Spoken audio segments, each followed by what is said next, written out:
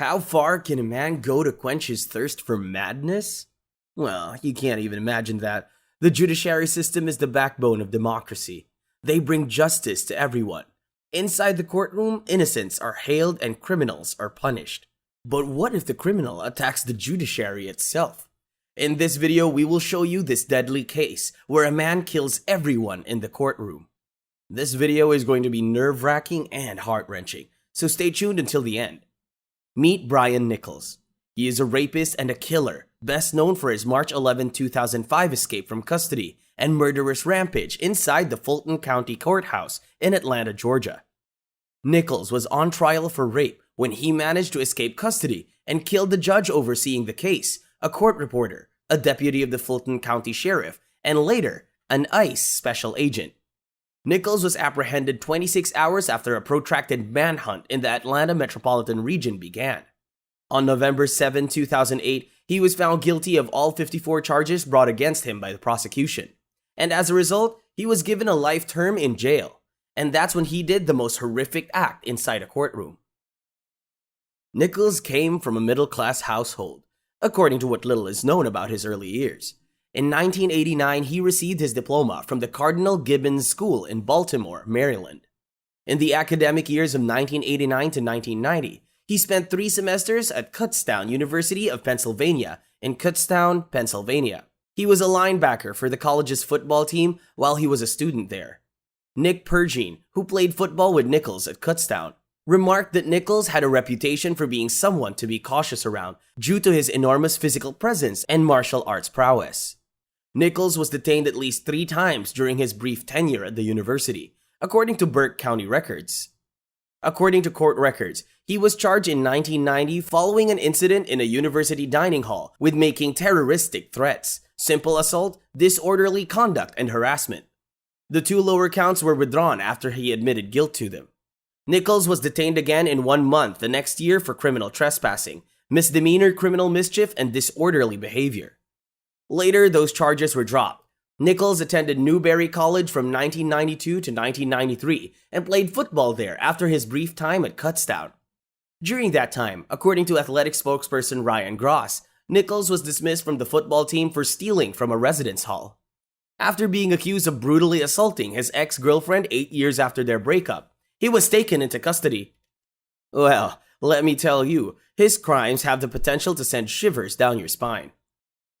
She was wrapped with duct tape and raped by Nichols after he broke into her home and learned that she was dating Chris Rowell, a minister from their church. Moreover, charges against him included aggravated sodomy, burglary, false imprisonment, and possession of a firearm while committing a crime. As he was being brought to his retrial for the rape and other crimes, Nichols fought a sheriff's deputy when she took off his handcuffs. The 3-minute-long battle is captured on surveillance footage. Throughout his 2 trials before Judge Barnes, the 6'1" Nichols was constantly put under the protection of the 51-year-old sheriff's deputy. They transported Nichols from a detention center in the basement of the courthouse to a holding cell on the 8th floor of the Fulton County Justice Tower when he arrived there via bus. Deputy Dulcie Thomas claimed that on the morning of the assault, she begged 3 times to send another deputy up to a holding cell with Nichols so they could change out of their jail uniforms before going to court. Nichols was turned around as a deputy unhooked the second cuff that was hanging from his wrist after releasing the first one. Then, the deputy was viciously attacked by Nichols, who then forced her into an additional unlocked cell. The deputy was hit so hard in the face by him that her feet left the ground, as seen on the security video. Deputy Hall was locked in the cell when Nichols picked up her keys from the ground.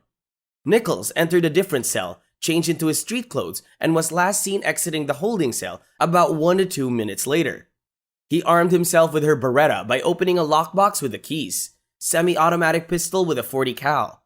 The deputy suffered a sizable forehead laceration, facial fractures, and a serious brain injury, according to hospital sources. Her health after the incident was described as critical, yet she lived. Due to the severity of Deputy Hall's wounds, medical professionals at Grady Memorial Hospital at first thought that she had been shot in the face.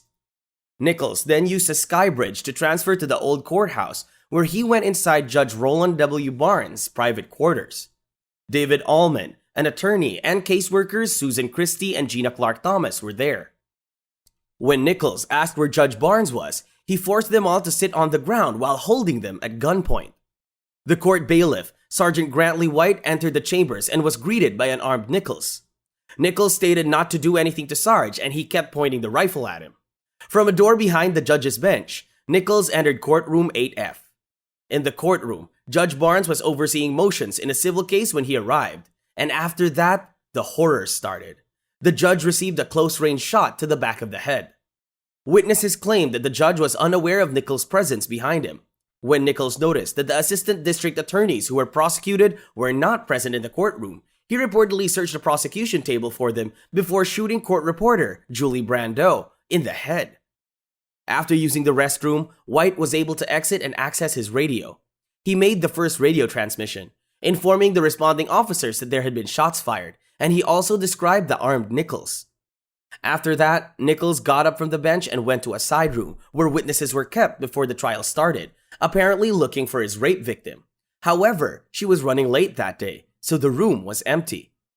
Nichols left the courtroom and sprinted into an emergency stairwell where Sergeant Hoyt Teasley saw him.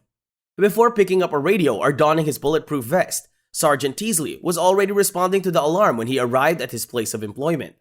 The two fled the ancient courtroom through an emergency exit. Teasley chased Nichols down 7 flights of stairs. Nichols triggered a door alarm before leaving the building. He blasted his gun many times into the air, causing the crowded street to become chaotic. Additionally, he assassinated the judge's court reporter when she got up to check on him. To get away from the courthouse, he claimed he shot the sheriff's sergeant. He also claimed to have shot a federal agent in Buckhead while trying to steal his car. A prize of about $65,000 was made public by Georgia Governor Sonny Perdue for information that resulted in Nichols' capture. This was the most terrifying incident for the people of Atlanta, and after the shootings, Atlanta was essentially put on lockdown. To find the perpetrator, hundreds of officers in cruisers and helicopters rushed the area, setting up roadblocks at crucial crossroads in downtown and midtown. Although the search was aided by more than 100 state troopers and officials from other agencies, including the FBI, there were few leads. And as soon as he was detained, Nichols was transferred to an FBI field officer in Decatur, Georgia, where he was first detained on a federal charge of having a firearm in their possession while they are under indictment. After that, Nichols was taken to Atlanta Police Department, where Detective Vincent Velazquez questioned him. In a 3.5-hour police confession, Nichols confessed on camera and described his crimes. Are you feeling angry or are you shocked? What are your views about the deadly monster, Brian Nichols? Tell us in the comments below.